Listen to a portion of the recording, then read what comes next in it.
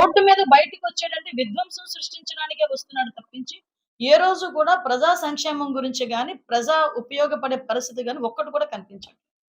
వచ్చి కూడా ఆఫ్‌కోర్స్ వాళ్ళ కార్యకర్తలు లంబడి రాంబాబు నాయకుడిని ఆటోమేటిక్‌గా పొగుడుతాడనుకోండి అది వేరే విషయం. అది ఆయన ప్రెస్ మీట్‌కి ఆయన విజ్ఞతగా వదిలేస్తాను. కానీ నేను చెప్పేదేంటంటే, మీరు పర్మిషన్ పెట్టండి. మీకొకటే అడుగు చెప్తున్నా.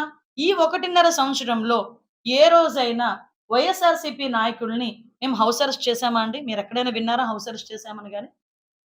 ఎక్కడైనా మేము అబ్‌స్ట్రక్ట్ చేశామా? వాళ్ళొచ్చి మా విధుల్ని, మా పోలీసులు చేసే విధుల్ని ఆటంకపరుస్తున్నారని మేము ఇబ్బందులు పడి తిరిగి వాళ్ళ మీద ఏదైనా కేస్ పెడితే, తిరిగి తిరిగి వాళ్ళు బయటకొచ్చి వాళ్ళ సొంత మీడియాల్లో, వాళ్ళ సాక్షి మీడియాలో బయటకొచ్చి ఏమని మాట్లాడతారు? పోలీసులు జులుం నశించాలి. పోలీసులు అడ్డగోలుగా వ్యవహరిస్తున్నారు.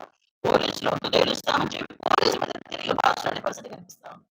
6 గంటలు, 7 గంటలు మీరు రోడ్ల మీద ఈ రకంగా ట్రాఫిక్‌ని ఇబ్బంది పెడుతూ, ప్రజల్ని ఇబ్బందులు పెడుతూ, మీరు చేస్తున్న ఈ ప్రదర్శనలు ఎవరి గురించి అని అడుగుతున్నా.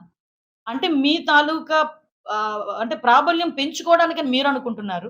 కానీ ప్రజలు ఎంత ఇబ్బందులు పడుతున్నారన్నది ప్రజలనుకుంటున్నారు. ఈ విషయంలో ఎట్టి పరిస్థితుల్లోని కూడా మేము కేసులు ఫైల్ చేయాలి. ఎందుకంటే వాళ్ళు వితౌట్ పర్మిషన్ ఎళ్లారు.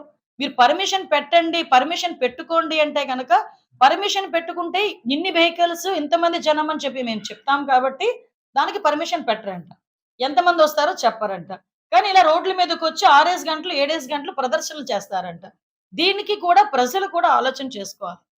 ఇదే పరిస్థితులు ఉంటే గనక రేపొద్దున్న ఏదైనా అంబులెన్స్ ఎళ్తది. అందులోని ప్రాణాపాయ స్థితిలో ఉన్నవాడుంటాడు. రేపొద్దున చిన్న పిల్లలు స్కూలుకెళ్ళే పరిస్థితిలో ఉంటారు.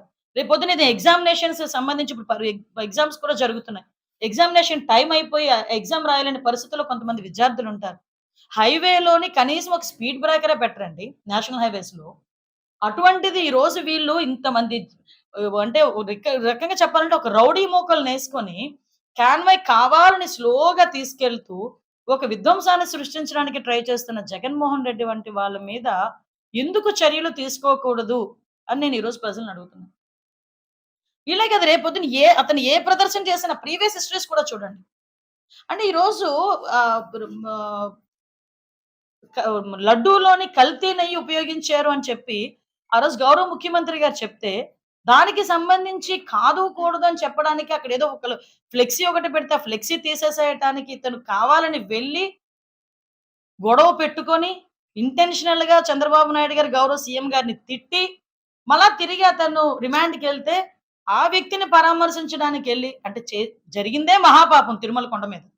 జరిగింది మహాపాపం. మామూలు పాపం కూడా కాదు. ఆ కలియుగ వెంకటేశ్వర స్వామి సన్నిధిలో జరిగిన పాపాన్ని మహాపాపం కింద తీసుకోవాలి. ఆ మహాపాపం గురించి ఎవరో ఫ్లెక్సీ ఏస్తే, ఆ ఫ్లెక్సీ దించడానికి ఈయనెళ్లి చంద్రబాబు నాయుడు గారిని, గౌరవ సీఎం గారిని తిడితే, దానికి పోలీసులు కేసు పెట్టి లోని ఒక గంజాయి నిందితుల్ని కూడా ఎళ్లి పరామర్శించిన సంఘటన మీ అందరికీ కూడా తెలుసు. అంటే ఒక గంజాయి నిందితుల్ని, రౌడీ షీటర్‌లని కూడా పరామర్శించడానికి వెళ్లి అక్కడ కూర్చొని వాళ్ళ తాలూకా వైభోగాన్ని ఒక గంజాయి నిందితుల గురించి, రౌడీ షీటర్ల గురించి వాళ్ళేదో దేశోద్ధారకుల్లా కూర్చొని మాట్లాడి, అక్కడ కూడా ఆహ్, ప్రభుత్వాన్ని, సీఎం గారిని, డిప్యూటీ సీఎం గారిని, లోకేష్ గారిని